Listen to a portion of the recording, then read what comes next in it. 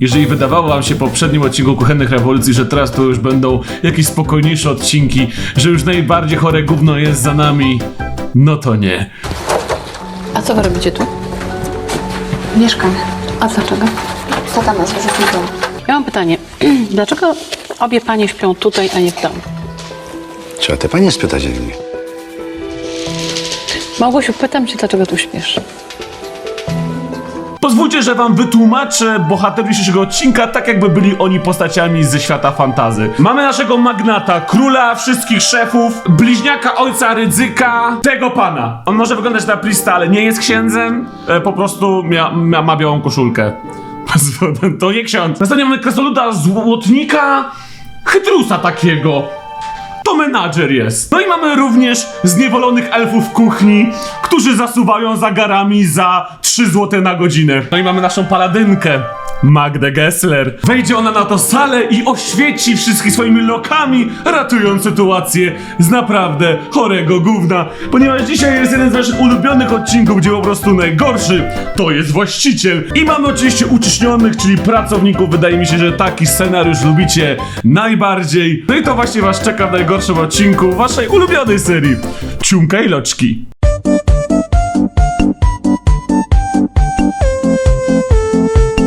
Cześć kochani, tu nasz Stojciak. Bardzo serdecznie zachęcam was do zostawienia łapki w górę pod tym filmem. 100% zadowolonych klientów, którzy dali łapkę w górę. To jest prawda. Z kolei jeżeli chodzi o subskrypcję, tu już różnie bywa. Niektórzy są niezadowoleni po tym, jak zostawili suba, ale zaryzykuj, zobacz, jak to na ciebie zadziała. Przypominam kochani, żeby zobaczyć kolejny odcinek Kuchennych Rewolucji, to 25 000 łapek w górę. To jest liczba, która mnie zadowala. Sprawia, że nowy odcinek do was ląduje od razu.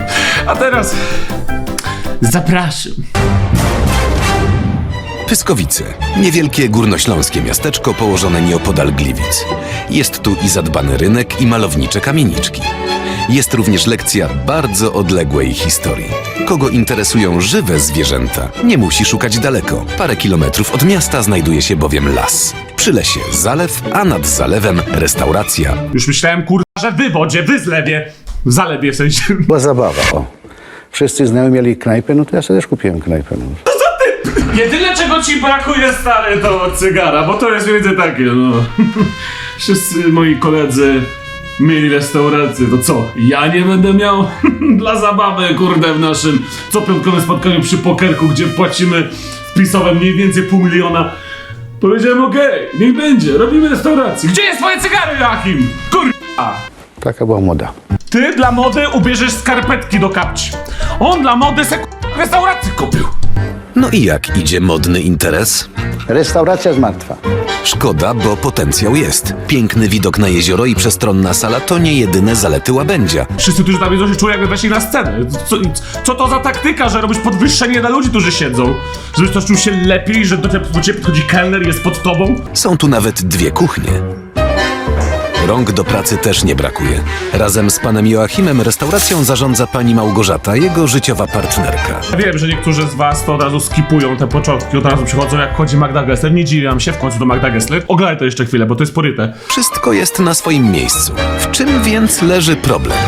Myślę, że mamy złą kartę. Jedzenie może nie jest najgorsze, ale jest coraz mniej klientów i chcemy prowadzić coś nowego. Ja za bardzo nie mam pomysłu. Od pomysłów jest tu menadżer. Muzyka, jakby tu miał zaraz Dracula wlecieć przez okno. Ta kula na środku. Człowiek z wizją i charyzmą. Jaka wizja i charyzma, skoro jego pierwsze zdanie, jakie mówi, to trzeba postawić kulę na środku. To bardzo unlucky'ego zaczęliście podsłuchać. Typa pomysł, żeby walnąć kulę na środku. Człowiek z wizją, z wyobraźnią. No, gastronomia to jest takie szerokie pojęcie. Jak się zawali raz, to ciężko jest to odbudować. To jest jak Edward ze Zwierzchu, nie? Patrzcie, czy on nie ma zębów i nie jest wampirem. To jest po prostu polski Edward, to jest po prostu nasz polski wampir. Ciekawe, czy Edward też chodzi do gimnazjum i się uczy tam od 100 lat. I żeby to odbudować, to potrzeba czasu. I to jest konkret. I to jest plan. Jesteś złośliwy, Larato, jesteś złośliwy. Ja jestem od bycia złośliwym. Nie kradnij mi pracy. No, w tej chwili jestem takim kołem ratunkowym. Wampir. Edward jest wampirem. Pogratulować dobrego samopoczucia. Właścicielom jednak do śmiechu już nie jest. Często się kłócą, a o co to też po prostu nie jesteśmy wtajemniczone, przynajmniej ja. Ty jako jedyna pewnie nie jesteś tajemniczą. Ja podejmuję jakąś decyzję, przyjeżdża szef i mówi, nie, będzie inaczej. Szef? Jaki szef? Kto o swoim życiowym partnerze mówi szef? Trochę XD, żeby powiedzieć o swoim mężu, że szef. I to jeszcze w telewizorze. Rozumiecie dlaczego? Chciałem, żebyście oglądali początek, bo to się rozwija, to się wywija. Wy musicie znać początek, żeby zrozumieć rozwinięcie i zakończenie. Dlatego się nie pomija ciunkajloczki, nie wolno. Tą truciznę wchłaniasz w całości. Nie można przerywać w trakcie, bo cię to może zabić. Chyba między właścicielami nie dzieje się najlepiej. Cały czas ma ona we mnie to oparcie, że ja stoję. Nie wiadomo, co by się działo, to zawsze ja jestem na tym miejscu i Joachim Forfans kupił restaurację i on zawsze będzie wsparciem dla swojej żony, której dał tą restaurację w pizdu, on nie będzie się tym zajmował. w najgorszym wypadku ja potrafię te wszystkie rany zaleczyć w interesach. Joachim, słuchaj, powiem ci, że jest ciebie tak dużo tutaj, że zobacz, czy nie macie przypadkiem również pod budynkiem, bo twoje ego, to powiem ci, że zajmuje całą przestrzeń dookoła. On prawdopodobnie tak samo po tym odcinku będzie wydawał rozkaz na zabicie mnie. Widać, że to jakiś, mówię, mam magnat. Szef wszystkich szefów, on będzie miał takie tego naruciaka, moi drodzy koledzy, na pokerku. No to trzeba usunąć z internetu, bo tutaj pożartował sobie ze mnie. Trzeba zalecić swoje rany tutaj biznesami z naród. Jak co jakiś czas przypominać trzeba ci takie Adam. Pamiętaj, że to nie paradokumy, to nie aktorzy, to prawdziwi ludzie, ale takie... Nie. Oni się zespełnili tutaj. Niemożliwe, że ktoś tak prowadzi knajpę. To zdaje się tylko słowa, a Małgorzatę konflikty i niepowodzenia prowadzą do depresyjnych wniosków. Czasami mam takie wrażenie, że to miejsce faktycznie jest przeklęte. Mi się wydaje, że to niekoniecznie miejsce jest przeklęte, a bardziej wasze... Może... No nieważne. A oto pojawia się promień nadziei. Czy Magdzie Gessler w 3 noce uda się przegnać złe moce? Ta restauracja Łabędź się nazywa. Jeziorko jest. A czy są łabędzie? Nie wiem. A co będzie w kuchni? Dowiem się za chwilę. Nie wiem, a ktoś ci da wiatrówkę, żeby stać do łabędzi? Ona zawsze tak bardzo stawia na regionalne jedzenie, no to bierz wiatrówkę i łabędzia szliwujesz go na talerz normalnie.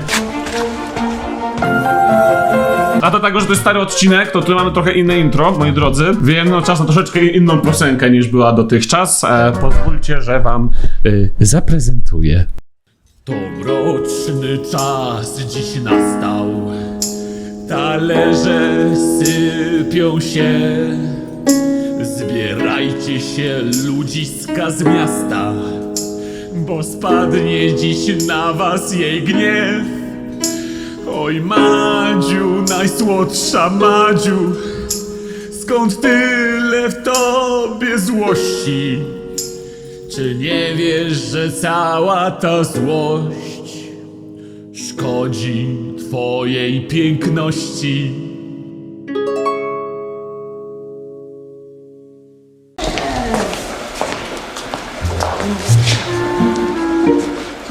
Dobry wieczór. Przypomina mi tą salę gimnastyczną. O Boże, rzeczywiście. Czy na tych półkach nie powinny być alkohole? Bo przez to, że tam są szklanki, to wygląda naprawdę smutno i źle. No. Lata 60. PRL. Zajebiście.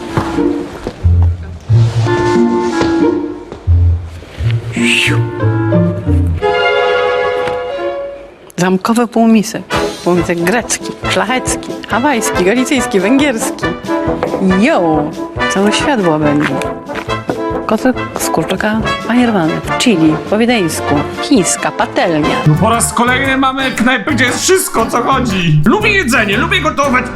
Wszystko. A gdzie te owoce morza? Proszę bardzo. Gdzie są owoce morza? Niestety w tej chwili nie mamy, to tylko w sezonie. A w sezonie owoców morza? Tak. A jaki to jest sezon owoców morza przy jeziorze? Nie, sezon to po prostu wtedy, kiedy mamy więcej klientów, to latem. A, są fritti di mare. Fritti. Frytki morskie. Tak? I są sałatki. Buraczków jest? Magda ma taki unikalny talent mówienia miło.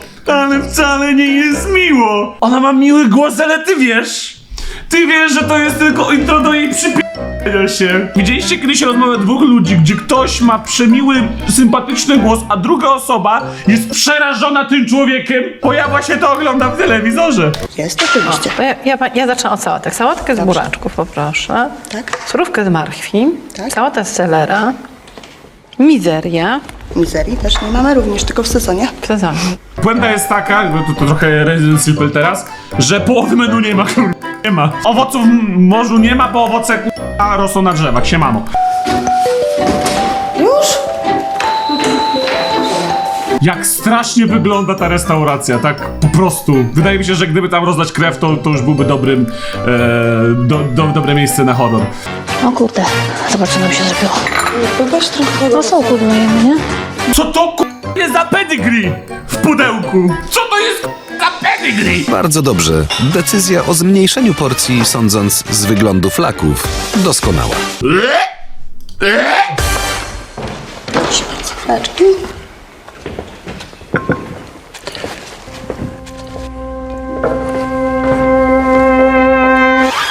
Tam przez walkie-talkie operator powinien mówić Magda, nie jedz tego. Boże, nie jedz tego, Zamykamy ten teren przez to, że jest tu zagrożenie epidemiologiczne. Mętne plaki. B. Poproszę następne.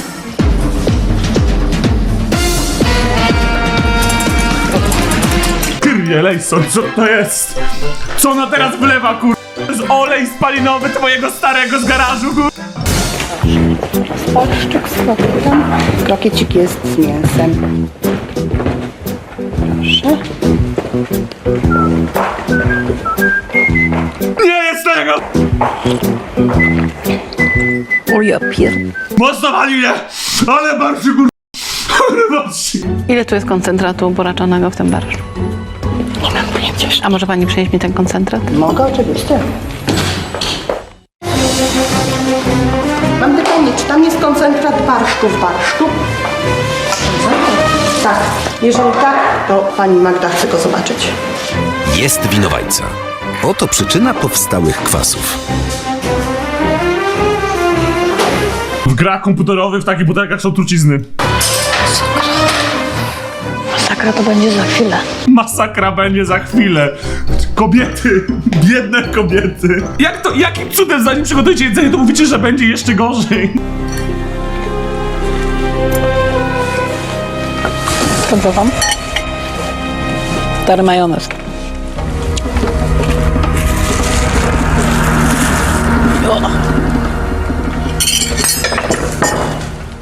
Powiem wam, że to jest tak, że możecie czasami mieć takie, o dobra, Magda se wymyśla, nie? Że ona jest taka, może zbyt wybredna pod content, ale ja mam tak trochę z kawą, odkąd kupiłem ekspres do kawy, że wcześniej ja mogę wypić kawę u każdego i dla mnie po prostu smak typu kawa. I nie robimy to żadnej różnicy przez, nie wiem, 8 lat mojego życia, odkąd kawkę sobie popijam. I nagle mamy ekspres do kawy i jakby normalnie, wiecie, kupuję takie ziarna sprowadzane tam skądś. Ja piję chyba prawdziwą kawę. Istnieje ona, tak? I nagle mam takie, wow, to czarna kawa potrafi być smaczna i dobrze smakować? Fajnie. I mi smakuje moja kawa, ale już wszędzie indziej nie. Czy to akurat jestem na stacji, czy w maku, czy w jakiejś restauracji, czy u znajomych. Wszędzie kawa. I myślisz sobie, Adam, wypijesz dobrą kawę, a ja mówię, totalny brak profitu, bo nigdzie indziej wypić kawy nie mogę. A co będę chodził termosem? Aha, to jest ten barszcz. Czerwony koncentrat. Uju. Dla pani parę niespodzianek do zabrania, a ja idę z tym... Gdzie jest kuchnia? Podamy na dół. Żarty. No mamy tak. Jest koszmar jakiś. Tam jest zejście do 3 warstw piekła Dantego. Wy tak biegacie? Tak. Nie ma windy? Nie. Umarłabym chyba. Pierwsze są strome jak pieron. Straszne. Jak w Titaniku. Jak w Titaniku. I narrator nic nie mówi o tym, że tutaj też będzie coś tonęło. Se skubany odpuścił. Jezus, idzie, tu masz to zakręcić. Titanic. Dobra, dzień dobry. Która rządzi? Nie mamy osoby rządzącej. Dobrze, a kto wymyślił to? A to akurat źle. Zawsze powinien być jedna osoba, która jest liderem grupy, to robi dobrze dla grupy. Szewa kupuje koncentrat barszczu. Aha. Szewa nam kupuje. To nawet nie jest koncentrat, a to jest po prostu shit. Śmierdzi, brudzi barszcz. To jest skandal. Dziękuję bardzo paniom. A kuchnia wygląda jak łazienki. Ale łazienki w Warszawie? No dokładnie. Nie jak obsane kible w szkole! Nie ma się z czego śmiać, to jest tragedia, ale to nie twoja wina. To wszystko Jeremiasza, urodzonego 1500 lat temu pod Jerozolimą, nie? Zobaczycie go zaraz, typ jest odklejony. Ja jestem w szoku, że go tutaj nie ma. W ogóle zauważyliście, że z reguły jak są te kuchenne rewolucje, to szef, menadżer, wszyscy stoją gdzieś tam z boku, patrzą, nawet czasami obsługują, trochę pomagają, ale są przy tym. Tu ich nie ma. A to pewnie dlatego, że musieli wyssać krew, żeby mieć energię na Magdę Gessler. W których jadano słynne obiady czwartkowe. Straszne, straszne. Taka stołowa, PRL, Krzycz do nich tam, że zagrożenie epidemiologiczne! brak zapachu jedzenia, jak Titanic czy Titanic zejście do piekieł, bo nie ma tam ani dobrego jedzenia, ani nic.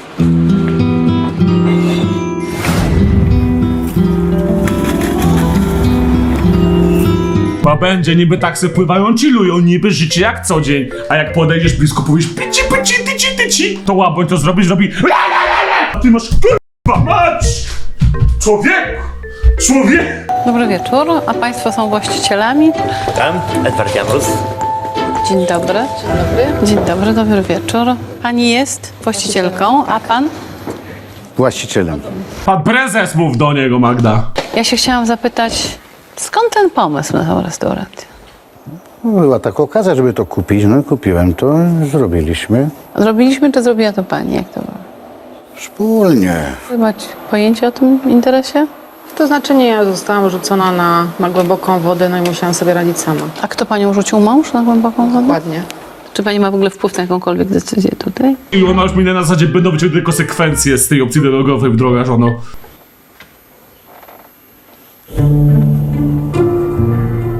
I ta zaczyna płakać, ja pierdolę, nie?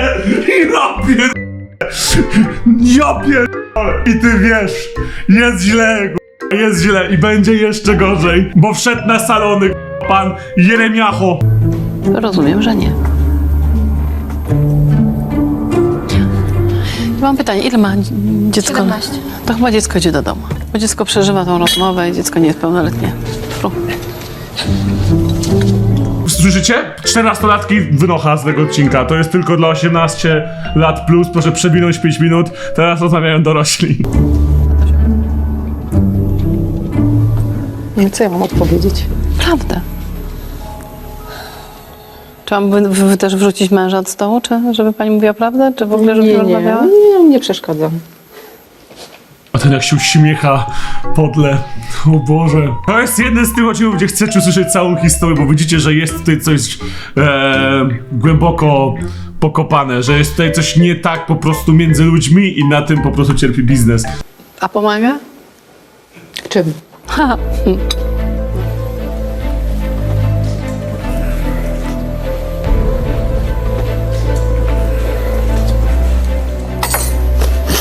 Zostawmy to, proszę.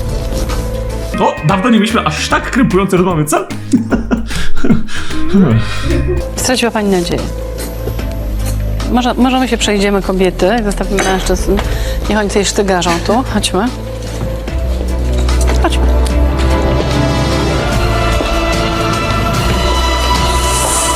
Muzyka tak jakby rzeczywiście Magda Gessler była paladynką. Wszystko dobrze i są pieniądze.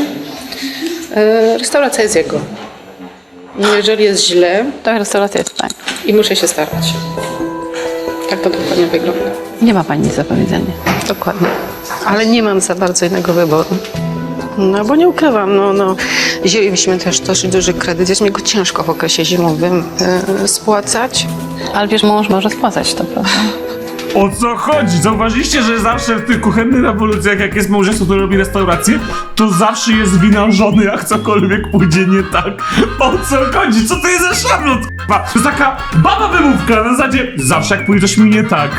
W moim byciu silnym samcem alfa, wiadomo, to jest to oczywiście wina... No, cała twoja wina! Wszystko twoja wina, żono! Nie chcę. Chcę, żeby to pani sama... Żebym sama to podołała i żeby miał święty spokój. Że pani ma spłacać kredyt, tak? I staram się jak mogę. Kiedy pani była na urlopie? Nie pamiętam. Żartuje pani.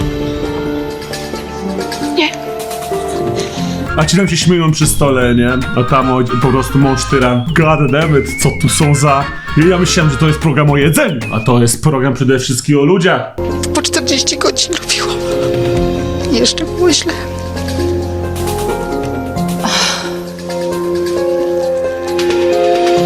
Już się chyba wypaliłam. Mi się wydaje, że trochę trudno się wypalić w momencie, w którym się nawet nie zapaliło, jeżeli wiesz, o co mi chodzi. Pani Małgosia, idę porozmawiać z załogą. Ja zobaczę, co się tam dzieje i jakoś wspólnie może damy radę. Znaczy nie uratować restaurację, tylko zrobić rozwód. Przepraszam, proszę mi mówić, co jest co, gdzie jest ta nowa, stara kuchnia. Gdzie jest ta stara kuchnia? To jest stara kuchnia. Jest niezła. Przyjemniej tu się pracuje na pewno niż na dole. To jest przytulnie. Nie ma nawijania. A co to za cudo takie brudne? To wygląda jak maszyna do do kremacji. A dokładnie to do kuli kremacji. Tego nie sposób w ogóle doczyścić przecież. No nie. A co to jest to? Palety szef przywiózł. Strasznie mądry pomysł. To je wyniesie, bo one nie mogą mieć w kuchni miejsca tak potworny brud. Poproszę biały papier. Całe te palety są po prostu tak zasyfione. No makabra po prostu. Że warto odkurzyć to i owo, już wiadomo. Ale oczyścić przede wszystkim trzeba atmosferę. Jesteśmy w połowie odcinka. Nadzieja umiera powoli, żeby tutaj ta atmosfera się zmieniła. To jest jeden z bardziej skrępowanych odcinków, bo widać po prostu przerażone kobiety. I to nie tylko tą żonę, ale również pracowniczki, nie?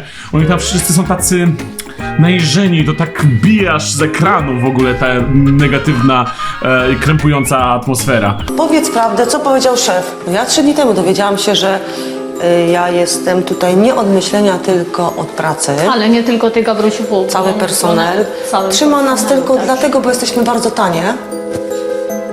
Dzisiaj jest bardzo dobry wujek, wczoraj był bardzo dobrym wujkiem, ale tak... A szefowa po prostu jest bezradna i to wam nie daje poczucia bezpieczeństwa, tak? No dobrze. Horror. Horror. Rzeczywiście, co krok to mrok. I kolejne tajemnice.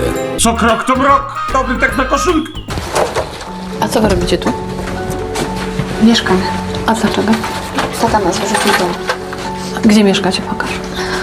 Co, tata ich wyrzucił z domu, więc w hotelu mieszkają? O co chodzi? Jak w ogóle tu szybko leci ta akcja? Ja nic nie pomijam. To jest nasz pokój. Mieszkamy w jednym pokoju. Takie zbliżenie na tego złola. Musisz mamę uspokoić, bo sobie nie da rady. Ona już jest strasznie wykończona psychicznie. Są powody ku temu. On próbuje teraz grać przed Pana Świętego. Dobra, robimy tak, że ja mu nic dzisiaj nie mówię, żeby przynajmniej była szansa jutro skonfrontować to wszystko i... Będzie konfrontacja i w ogóle jakie złole, takie zbliżenia na niego, jakie o nim mowa, nie? I on zakazał się odwraca, Chryste Panie. Wyjdzie prawda na ja to. I żeby w końcu wszyscy się przekonali, jaki on jest. On zawsze sobie znajdzie kozła ofiarnego. Spokojnie, przyszła baba, Magda Gessler, będzie na nią, jak coś pójdzie nie tak. Czy można nie wierzyć temu łzom? Zapraszam pan. A jednak sprawiedliwość wymaga poznania wersji drugiej strony. Kiedy pan był na urlopie? W listopadzie. A żona mówi, że nie była... Odkąd dzieci były małe. Oferta była. Mieliśmy razem lecieć do Izraela, nie chciała wiedzieć. Co? Tyle lat? 14 lat ona na wakacjach nie było, a ta do niego, to dawaj lecimy do Izraela na wakacje. Czy Izrael się wydaje najlepszą lokalizacją na takie wakacje po takim czasie, to po pierwsze, a po drugie, i co, poleciałeś bez niej? Bez swojej żony? Była oferta i jej się nie spodobała data, termin, cokolwiek, a ty miałeś takie, no dobra, to cześć, to ja lecę sam. Co? Fajny związek. A dlaczego? Nie mam żadnego pojęcia. A może dlatego, że ona musi spłacać kredyt, który jest na jej Ja głowie. spłacam. Kredyt ja spłacam. Tutaj kredyt pan Ja spłaca, a spłacam. ona twierdzi, że ona spłaca. I że to na niej ciąży i ten kredyt jest wzięty na jej nazwisko. Kredyt jest na mnie. Okej. Czy to dosyć istotne, na kogo jest kredyt? Nie da się troszeczkę tak jakby pomylić, więc jedna osoba kłamie. Jeżeli pan wymaga od niej tych pieniędzy miesięcznie, żeby ona oddawała... Jak są.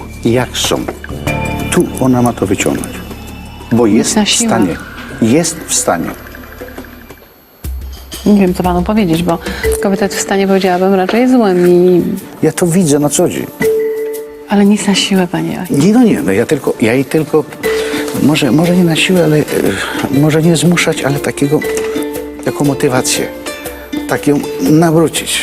Wydaje mi się, że trzeba zacząć chyba jak gdyby od pana. To trochę wygląda tak, jakby on dla mody, a wiadomo, z kolegami sobie kupił restaurację. Nagle zobaczył, że prowadzenie restauracji wymaga od ciebie kupę czasu. Po prostu swoją małżonkę, która zajmowała się pewnie czymś zupełnie innym, wpakował tam na zasadzie: słuchaj, to jest nasz biznes, musisz się nim zająć, ponieważ ja przez ten biznes nie mogę się zajmować swoimi, a moje biznesy są ważniejsze, bo ja nas utrzymuję, więc ty się tym ogarnij to, nie? Bo jesteś super. A ona taka: kurde, ja nawet do restauracji nie lubię chodzić, wolę gotować sobie sama. I co, ja mam się teraz zajmować czymś, czym się nie znam kompletnie, bo ty mi każesz? Tak. Powodzenia. Cześć, i wypadnę za miesiąc, zobacz jak ci idzie. I on tylko przychodzi i robi windykację, sprawdza, czy jest fajnie. Jak jest źle, to wszystko jej wina, nie ma ogarnąć. Jak jest dobrze, to bierze hajs i ma dalej walone pewnie. I nic nie wnosi tam typ.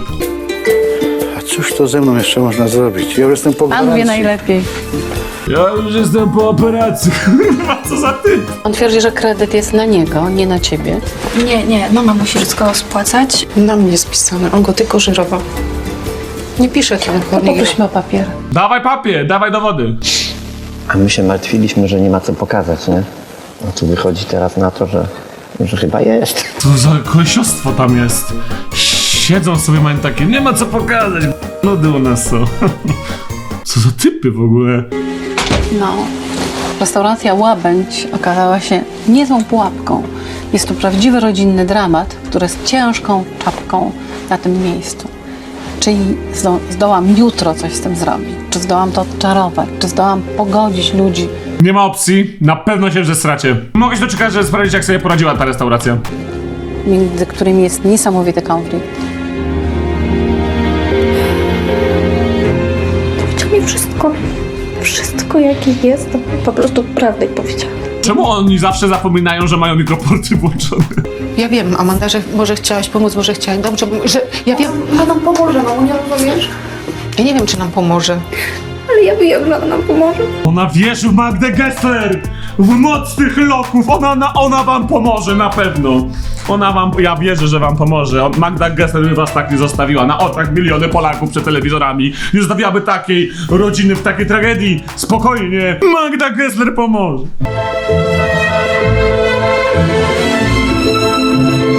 Tu leci cały czas muzyka z fantazji. Kiedy przypominam sobie wczorajsze wydarzenia w restauracji Łabędź, szczerze powiem, w ogóle nie mam wyobraźni na temat kotleta, ani żadnego jedzenia, które mogłabym podawać w tym miejscu. I to jest mój problem. Bierzesz i w łabędzie, no!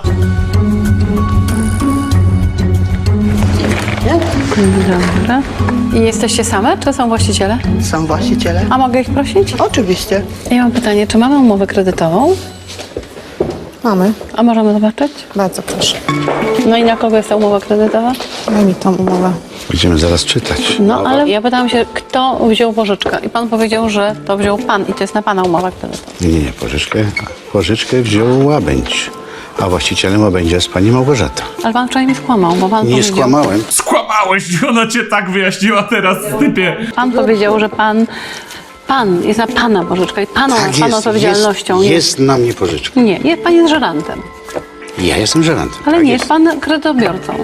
Ale jestem kredytodawcą, bo jeżeli przestanie spłacać, to wszystko idzie z mojego Ale konta. ona odpowiada głównie. Tak, ale się poślizgnąć może i to wtedy kto żyrant Proszę odpowiada. pana, pan nie oszukuje. I mam ogromny z tym problem. Ja mam pytanie, dlaczego obie panie śpią tutaj, a nie w domu? Trzeba te panie spytać, jak nie. Małgosiu, pytam cię, dlaczego tu śpisz? Czemu one śpią w hotelu? Czy to jest jakby knajpa połączona z hotelem, gdzie są te pokoje? Tego nie ogarnąłem logistycznie, bo dosyć tutaj szybkie jest tempo i sama stylistyka konstrukcji odcinka jest chaotyczna. Ale one nie mieszkają z tym kolesiem nawet. O co chodzi? Albo walimy prawdę, albo nie. Ja słyszałam twoją córkę, która powiedziała, że je wyrzuciłeś z domu. Ja nie wyrzucił nikogo z domu. Zresztą to nie jest tutaj rozmowa, Małgosiu, żeby jak się się nie tłumaczyć. odezwiesz, odezwij się, jak to jest? Nie będziemy się tutaj tłumaczyć przed... Wyczyśmy między wami sytuację, zróbmy z tym porządek. Okej, no to pół godziny nam wystarczy i wyczyścimy. Pół godziny co? Zakopiesz zwłoki? No może tak się stanie, Joachim. Może moc wróci z tobą. Moc dobrego człowieka. Ja mam taką nadzieję. Zostańmy przy tej nadziei. Ja jestem sama z siebie dumna, że się nie rozpłakałam, mimo że może nie miałam jeszcze za bardzo odwagi powiedzieć, gardło miałam ściśnięte, ale nie wiem, ja się po prostu poczułam silna. Let's go, Małgorzata! Przemiana bohatera, let's go! Sprawdzamy nie tylko restaurację potem, ale też ich małżeństwo, jakby co. W tej chwili idziemy tam, żeby zrobić to, na co mam ochotę od początku.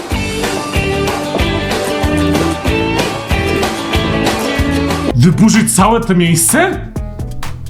Już masz za sobą maszynę, masz swoją kulę i będziesz tutaj śpiewała Wrecking Ball z Miley Cyrus? Wiesz, najpiękniejszą rzeczą w tej restauracji jest widok, a nie te koszmarne zasłony.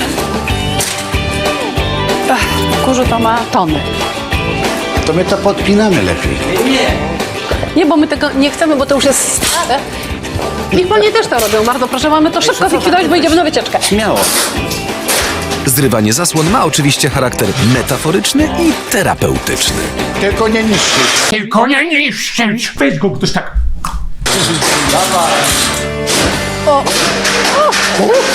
Wszystko popsute. Po prostu tak. Zmiany nie wszystkim się podobają, ale to dopiero początek. Skopa mu w łeb! Ten Mendę miał znowu pozew i będzie cytat z mojego odcinka mi w pozwie pisany będzie. Oskarżony powiedział na filmie, że proszę go kopnąć w głowę. Tak napisał o moim... Tak powiedział moim kliencie. Ja potem będę musiał tłumaczyć sędzie. No to nie jest tak, że naprawdę trzeba go kopnąć w głowę. Ja tylko żartowałem, że go kopnąć w głowę. O relaks tak od razu nie będzie zapewne łatwo. Przy okazji Magda Gessler chce jednak zobaczyć, czy pracownicy potrafią stworzyć zgrany zespół. Dzień dobry. Proszę bardzo, proszę bardzo, proszę bardzo, proszę bardzo. Proszę Państwa, przed Wami dzisiaj zadanie taneczne. Będzie to Jezioro Łabędzie. Najważniejsze, aby to zadanie było zrealizowane przez Was wspólnie. Żebyście byli zespołem. Panie mają spódniczki, panowie rajstopki. Do przodu. 3 minuty! 3 minuty na to. Ja ze względu na mój stan zdrowia nie mogę tego. Ja ze względu na stan zdrowia. A co, miesiączkę masz? Gdzie twoje zwolnienie od rodzica? Czego? Jestem po wypadku. Ale jak to nie? Ja mam biodro wybite, także... Ale to nie o to chodzi, to chodzi o... Jak to nie? Nie. Ale panie Joachim, nie? Nie, to nie. Ja... Pan kuleje od tego momentu dopiero. Nie. O Boże, Maga zrobiła tego psa. Tego sus psa. Proszę się nie obawiać. Nie będzie pan ruszał biodrami, proszę się przebrać. Ja nic nie będę robił, bo nie umiem tego robić, nie będę się ośmieszał. Jestem zbyt poważnym człowiekiem, żeby się ośmieszać, jeszcze nie umiem tego zrobić. Ty, a na bycie właścicielem restauracji to się rzuciłeś, mimo że się kompletnie nie znałeś. Czułam hipokryzję. No pan się w nic nie bawi tak naprawdę i to jest problem. Bo to z nim nie ma żadnej zabawy. Idziemy.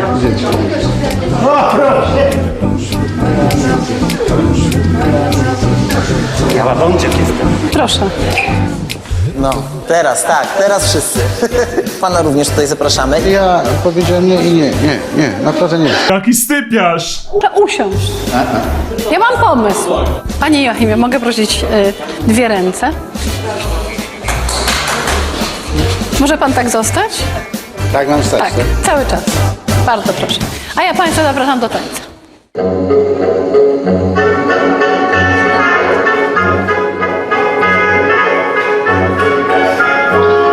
Ojoj, i ona rzeczywiście stoi i patrzy w drugą stronę. Ale ona go porobiła, co jest? Złej baletnicy przeszkadza rąbek spódnicy. Na szczęście tutaj takich nie ma. Joachima oczywiście nie licząc, bo jest zbyt poważnym człowiekiem. Ona stoi i patrzy w okno cały czas. Jezu, jaki cringe. Boże, jaki cringe. Było to wielkie, po prostu super. Joachim patrzy za okno. Także, no cóż, pan się oddzielił od grupy i tego będą konsekwencje. Zapraszam do wyjścia, do przebrania. Brawo, brawo, brawo, brawo. Po wizycie w Gliwicach łabędzie wracają do gniazda. Atmosfera nieco zelżała, więc nareszcie można przystąpić do konkretów. Tak, konkretu. Zostało za jakieś 10 minut odcinka. Będzie gówno i konkrety.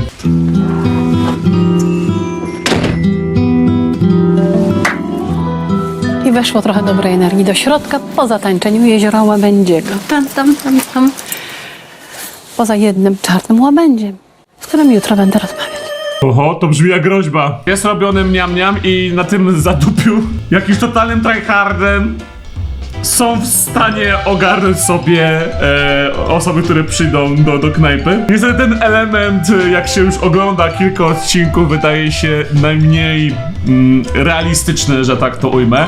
I też wiadomości, które mi wysyłacie, za które w ogóle bardzo serdecznie wam dziękuję, bo wiadomości, które wysyłacie na mojego Instagrama na temat kuchennych rewolucji i wasze ciekawostki, ja czytam z wielką przyjemnością i niektóre z nich potem przytaczam na odcinku, jak mniej więcej to, że jak była ta łebska chata, nie? Gdy ta drewniana, która spłonęła! Tam podobno w ogóle ludzi nie było i że te osoby to były z łapanki podobno według tutaj moich źródeł. I tutaj to wygląda jakby to też była trochę taka łapanka, nie? Że to albo TVN ogarnia, albo rodzina znajomi wbijają na tą ostatnią kolację, żeby dało się jakkolwiek to narracyjnie spiąć. Bo wyobraźcie sobie, że te całe nagrywki są potem zależne tylko od tego, czy się znajdą klienci na ulicy. No, to byłoby wszystko w pizdu i nie dałoby się tego zamykać w ramach tych 4-5 dni. Chociaż też do mnie docierają sygnały, że to też nie zawsze są 4-5 dni. Dzięki wam, moim dziennikarzom, śledczym, ekspertom od kuchennej rewolucji powoli. Wasze ploty są nieocenione. Proszę je wysyłać. Na Naruciak na Instagramie. Ja mam takie pytanie. Małgosiu, jak ty to widzisz teraz po tych wszystkich doświadczeniach? Ja ciebie mam za najbardziej aktywnego i właściwego członka, czy też właściciela tego miejsca, ponieważ chciałabym, żeby Małgorzata podziałała sama, bez żadnej presji. Ja jestem tego samego zdania. Nie bardzo chyba. Na 1001%. No właśnie mam bardzo mieszane uczucia, no bo ta restauracja ma się zbudować na prawdzie, na dobrym sercu, na dobrych intencjach, na dobrej energii, a na razie to jest szatan. To ten szatan się wynosi stąd. No bardzo bym chciała. I już, ja nawet dzisiaj mogę się wynieść. No to tam są drzwi. Jest szatanem? Nie wiedziałam. A ja się przyznaję do tego. No to nie ma się z czego cieszyć tak do końca, powiem szczerze. Amanda, chodź, powiedz mi, czego ty byś sobie życzyła przy tej nowej restauracji, którą widzisz? Lepszej atmosfery. To uważam, że tata powinien czasem posłuchać mamy, bo ona też ma dobre pomysły. I chciałabym, żeby to się zmieniło. Dobrze będzie, kiedy tata sobie trochę odpocznie od tego miejsca i sobie pójdzie na jakiś czas obok? Myślę, że tak, że sobie wszystko przemyśli. Zajmę się sam sobą. Kumpel, menadżer go już zdradził. Już mówi, no dobrze, niech se pójdzie. I oddali się pan, nie będzie pan tu przyjeżdżał, kontrolował. Również pan nie będzie płacił. Jak nie trzeba będzie, to nie będę płacił. Jak trzeba będzie, to będę Małgosiu, płacił. nie będzie płacił. Nie będzie płacił. No, Dziękuję. dziękuję. Po prostu go Ty jesteś właścicielem? Już nie jesteś. Ja jestem Magda Gessler, ja mówię, że twoja żona będzie. Wiem, cześć. Teraz pełnia władzy w rękach pani Małgosi i wszystko zależy od niej. A pan Joachim statecznym krokiem zmierza do wyjścia. Sypiasz, bu. Dziewczyny, buziaki, Małgosie, powodzenia. Miło, że nie masz odwagi do końca, kobieto. Dlatego jesteś ofiarą. Nie, jesteś ofiarą, bo nie potrafisz mówić tego, co myślisz, kiedy trzeba. Także pomyśl o tym. I nie wiem, czy to jest właśnie materiał na szefową, nie? Jak ona się boi, no powiedzieć, jest tak uciśniona. To nie jest do końca oczywiście jej wina, ma po prostu pecha, jeżeli chodzi o tok życia. No ale wciąż, no, to jest wymagane raczej od szefa w restauracji, żeby jednak był stanowczy, ale przy okazji nie był chamem. Tu chodzi o tą równowagę. której uczy nas Magda Gessler i jej loczki. Dobrze, pomyśl. Człowiek jest ofiarą, bo chce być ofiarą. Ty musisz mieć odwagę, bo tu nikt nie będzie miał odwagi i nie będzie restauracji. Dziękuję. Brawo dla Amandy. I Amanda przede wszystkim ma jaja i wie, czego chce i nie chce tak żyć. Jakim cudem te łabędzie są w restauracji i nie atakują gości? Nierealistyczne, chyba sztuczne. Amanda okazała się najmądrzejszą, najdzielniejszą osobą w tej restauracji. I mam nadzieję, że córka swoją siłą da odwagę matce, żeby potrafiła sama poprowadzić łabędzia. Tak, jak tańczyła w Jeziorze Łabędzim. Z gracją, wdziękiem i pewnością siebie.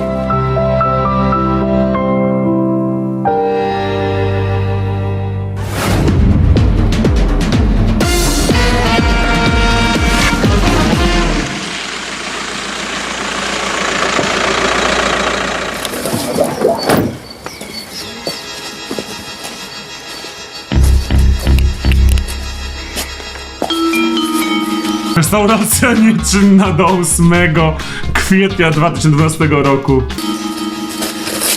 No cóż, pani Małgosia zamknęła bramę, nie chce konfrontacji na nowo z rzeczywistością. Mogę tylko do niej zadzwonić.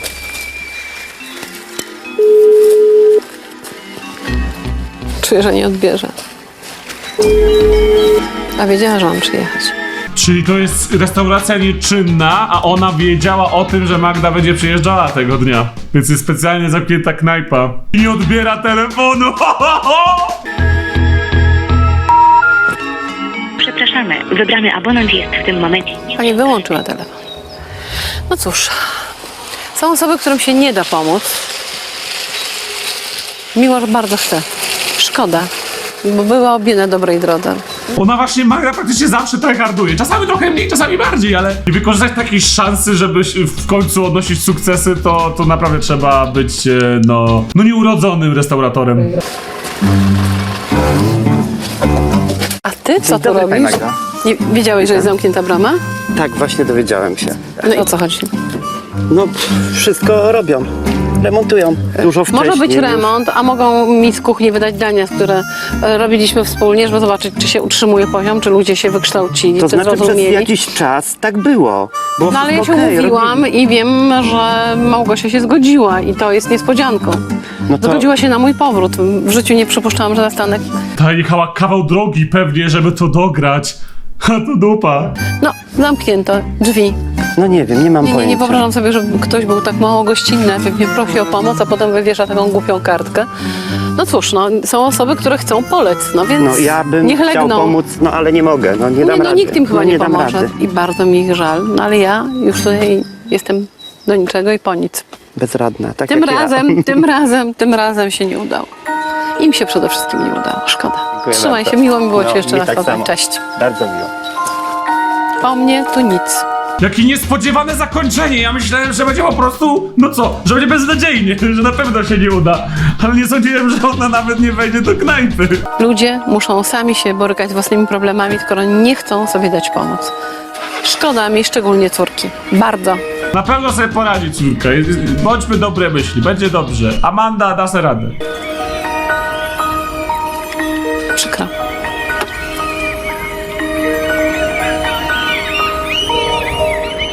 Czy to koniec? Jesus, dobra, trzeba się dowiedzieć, co tu żeś się odbało, co?